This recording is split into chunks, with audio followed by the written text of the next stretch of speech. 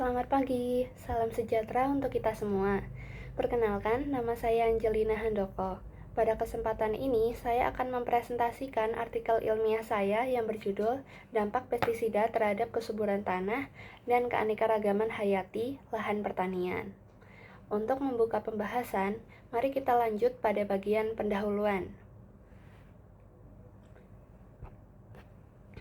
Pestisida digunakan untuk mengendalikan hama, namun penggunaan berlebihan justru menimbulkan dampak terhadap tanah dan organisme di dalamnya. Residu pestisida menekan populasi mikroorganisme pengurai dan fauna tanah, sehingga keseimbangan ekosistem pertanian menjadi terganggu. Agar pembahasan lebih terarah, berikut rumusan masalahnya. Yang pertama, dampak pestisida terhadap kesuburan tanah. Yang kedua, dampaknya terhadap keanekaragaman hayati tanah. Yang ketiga, alternatif pengelolaan untuk menekan residu pestisida. Dengan dasar tersebut, mari kita meninjau penelitian terdahulu yang relevan pada kajian penelitian saya. Penelitian terdahulu. Menurut Rahman 2021, penggunaan pestisida jangka panjang dapat menurunkan kandungan bahan organik tanah dan mikroorganisme pengurai. Selanjutnya, Sari dan Lestari 2022 mencatat penurunan serangga penyerbuk dan predator alami seiring meningkatnya intensitas penyemprotan. Kemudian, Wijayanti 2023 menunjukkan bahwa residu pestisida menekan mikrofauna tanah seperti nematoda yang berperan dalam siklus nutrisi. Ketiga penelitian tersebut menyimpulkan bahwa dampak tidak hanya berasal dari racun langsung, tetapi juga dari residu yang menetap di tanah lintas musim. Selanjutnya, landasan teori. Pertama, pestisida. Pestisida digunakan untuk mengendalikan hama, namun residunya dapat tertinggal dalam tanah dan bersifat toksik bagi organisme non-target. Berikutnya, mengenai kesuburan tanah. Kesuburan tanah bergantung pada aktivitas mikroorganisme pengurai.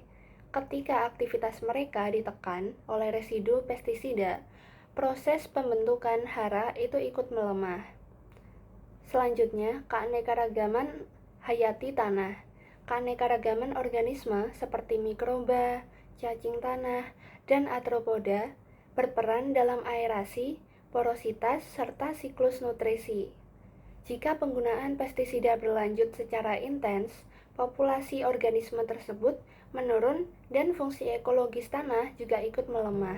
Metode penelitian. Penelitian ini menggunakan metode kualitatif deskriptif melalui studi literatur. Sumber data diperoleh dari jurnal, publikasi ilmiah yang membahas hubungan pestisida, kesuburan tanah, dan keanekaragaman hayati. Dengan metode tersebut, hasil kajiannya dapat dipahami pada bagian berikut. Hasil dan pembahasan.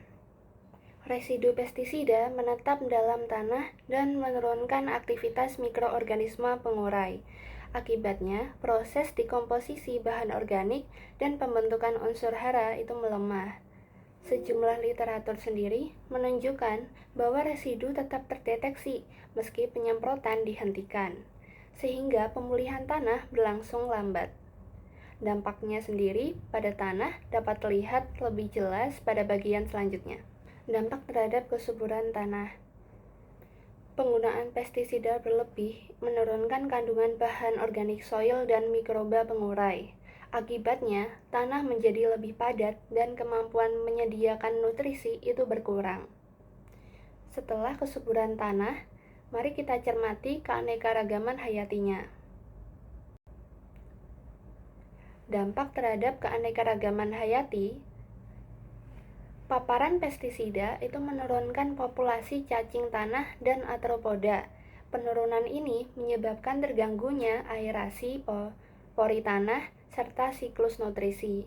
Dengan melemahnya organisme tersebut, fungsi ekologis tanah ikut menurun.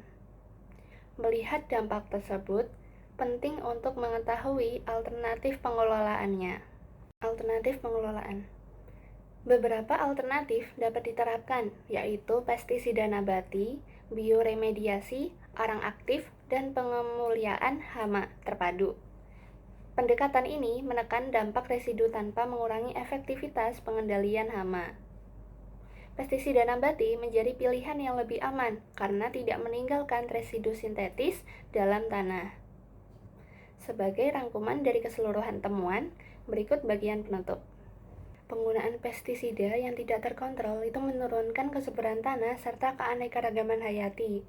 Pengelolaan yang lebih bijak itu diperlukan agar tanah itu tetap subur dan ekosistem pertanian itu tetap berkelanjutan. Demikian presentasi saya. Terima kasih kepada Bapak Nanang Syariful Rohman sebagai dosen, serta seluruh pihak yang telah menyimak presentasi saya pada saat ini. Semoga materi yang telah disampaikan dapat bermanfaat bagi kita semua. Terima kasih.